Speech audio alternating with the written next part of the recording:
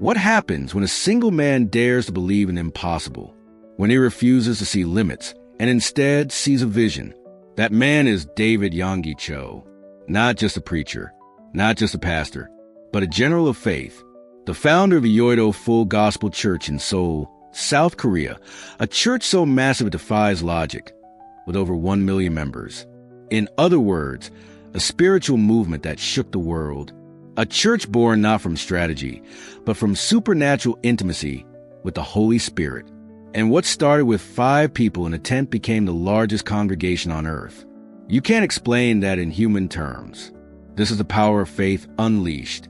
Cho wasn't born into comfort or influence. He faced sickness, poverty, and despair. But in the furnace of affliction, he met the Holy Spirit, not as an idea, but as a person. In other words, Cho didn't build a ministry. He walked with God. He talked with God. He depended on him like breath itself. The moment he stepped into partnership with the Holy Spirit, everything changed.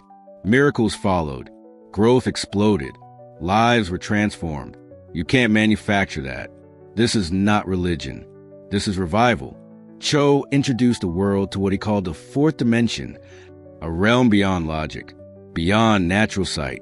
A place where vision, imagination, and faith align with the Spirit of God to birth the impossible. In other words, he taught us how to see in the Spirit, how to move in the supernatural by first believing, then declaring, then living the unseen. You don't wait for evidence. You create it by faith. That's how mountains move. That's how churches of 1 million are born. That's how nations are shaken. The Holy Spirit wasn't a doctrine to Cho. He was his daily companion. He would say, "Good morning, Holy Spirit," and listen, really listen, for instruction. In other words, Cho's leadership flowed from intimacy, not ambition. He didn't chase crowds. He followed the cloud. And the Spirit led him to build, to heal, to prophesy, and to lead a generation into bold, Spirit-filled living. It's not about doing more. It's about surrendering deeper. When the Holy Spirit leads, nothing remains ordinary. Faith for Cho wasn't soft. It was fire. It wasn't positive thinking. It was aggressive obedience. In other words, he trained his church not just to believe, but to fight, to fast, to intercede, to stand in authority. Because real faith doesn't wait, it wages war. And under his leadership, millions learned to speak to their mountains and command them to move. This was a motivational talk. It was kingdom warfare. Cho didn't build a crowd. He raised an army. 50 years of ministry didn't make Cho soft. It made him sharper. He didn't slow down. He burned hotter. In other words, his life became a message. It is possible to finish well. He stayed faithful. He stayed filled.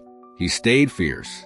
And his books, The Fourth Dimension, Faith That Moves Mountains, Holy Spirit, My Senior Partner, they continue to ignite fire in believers across the globe.